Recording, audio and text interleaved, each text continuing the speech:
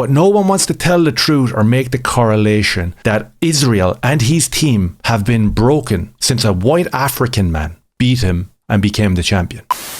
Things go from bad to worse for Israel Adesanya. Second round murking by Imavov the other night after he tried to pull another fighter's move. As if things couldn't get any cringier for the lad, he tries to do what Pereira did and tell the referee, "Step aside, I've got this," then gets sparked unconscious. After he did the exact same thing in his last fight against Dricus Du Plessis, where he decided to point to the ground like the great Max Holloway and got choked out a few minutes later. Naruto and Sasuke, he knows.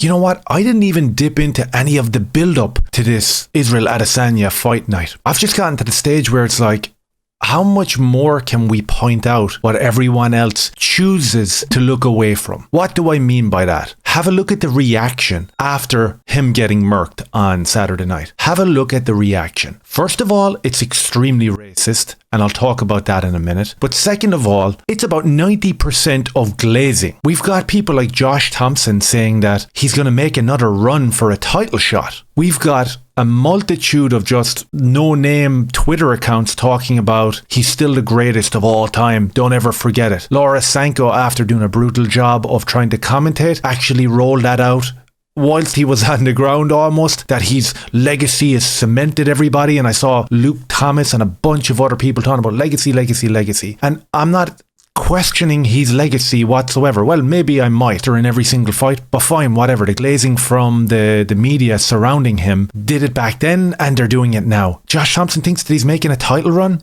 Darren Till goes off and writes a 6-page essay about legacy and all ye losers who have never done it, shut your mouth because he's the greatest of all time, all this type of stuff. It's like, what the fuck are you getting out of that, bro? Is this another Conor McGregor situation where you've got a ball of snow up your nose and you're just ranting and raving on Twitter? Because that's what it seemed like. Why else are you glazing some dude who doesn't give a flying fuck about you? It's weird. We had a little peek behind a curtain of Mighty Mouse reacting to Israel Adesanya getting panned out cold. And it was really revealing, but not surprising. Oh! No! Fuck! Get up, Izzy! Get up, nigga! Fuck! Fuck! God damn it! Fuck! God damn it! Calm the fuck down. Some people will say that that's a perfectly valid reaction for a fighter who knows this guy and that are good friends and everything like that. There's more to it, and you know it, because I went into the comment section and all I saw was racial bias, and a lot of people were pointing that out. We saw Michael Venom Page being interviewed in the studio after his brilliant / mediocre win against Shariput Magomedov, and he couldn't even speak about himself and this brilliant victory that he just got because he was so upset about the great Israel Adesanya, his brother. I'm obviously just disappointed. I was upset. It's hard to celebrate now. You know what I mean? I overachieved. I achieved something, and then I was looking for my brother to do the same thing. So it's very difficult. So shut your fucking mouth!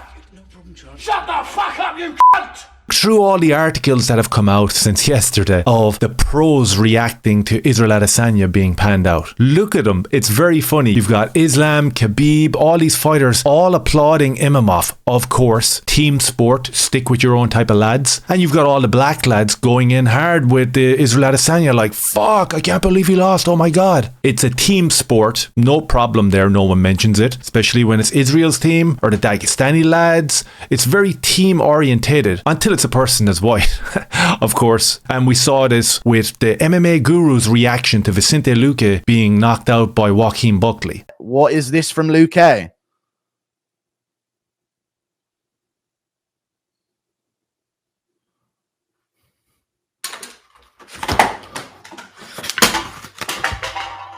Fucking watching this dumbass fucking sport anymore. Normal reaction, not as over the top as Mighty Mouse yesterday, but of course the pushback was huge, calling him a racist. Look at the way this racist reacted to a white man being beaten. And these tweets have 1 million views over on Twitter.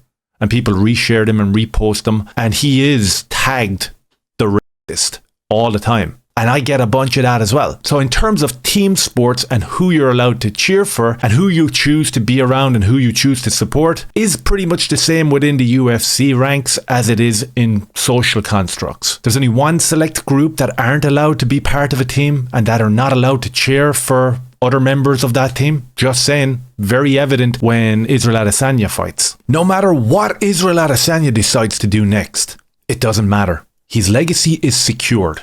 All-time great, all-time legend, one of the greatest champions in UFC history. We've heard this sentiment being regurgitated ad nauseum a million times since he got panned out the other night. But we also heard it in the aftermath of the Sean Strickland fight, and we also heard it in the aftermath of the Dricus Du Plessis fight. We also heard it in the aftermath of the Alex Pereira fight, the first one when he got boxed all over the place. And then he came back with that stunning, the best comeback of all time and the best celebration of all time in the follow-up fight, and everyone thought he was going to just regain his spot at the top of that middleweight division and be one of the African kings who dominates forever. Didn't happen, and now we have this regurgitated bullshit line of legacy, legacy, legacy. We've got guys talking about title runs, we've got guys talking about he will be back, and we also have a few people talking about maybe he should retire. This is the descent of a really long, good career. The run up to this fight, I wasn't really pushed. I wasn't like seething with anger like most people think. I think that's another group that does stuff like that. But watching the fight and hearing the energy coming from Israel Adesanya, the build up to it was weird again. You know, in terms of a broken man, mental illness, this all happened when he stepped into the octagon with Dricus Du Plessis to have that infamous rant/mental breakdown. That's what it is. It's an easy fight. It's easy money. I manifested this. I said I was going to have this moment, and I know I'm going to have this moment. Look at me. Hey, stare off. Just say it. Look at me. Come here. Come here. Just feel me. Feel me. Where a lot of big YouTubers and ex-UFC fighters thought that Israel actually went in there and scared and broke Dricus Du Plessis, and what it turned out to be was the complete inversion of that. I said it at the time, people laughed and called me names. That's fine. That's grand. Look at where we are now. It feels like I'm saying the same thing every time Israel fights and gets beaten. Every time Israel breaks down and has a emotional/mental situation in front of a camera. The media keep giving him leeway. The fans keep talking about legacy. But no one wants to tell the truth or make the correlation that Israel and his team have been broken since a white African man beat him and became the champion. So in retrospect and after the fight, I went back and I watched some of the build-up, some of the interviews, and some of the unhinged, emotionally shattered content that was being put out there. Let me fly, man. Let's go, man. I'm fucking ready. I'm ready. I'm not even in pain. I just feel everything. This is some kind of ritual we always do, man. It takes it to the next level. It's like a fucking ceremony. We get to ascend to the next level. I feel my body tingling like I've been shamanic breathing.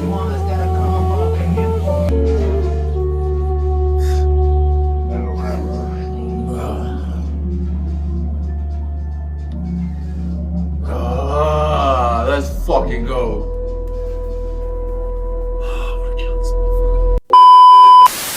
Fuck off. And I kind of came to that conclusion where it was like, okay, I think we're fine just saying, listen, Israel, great fighter.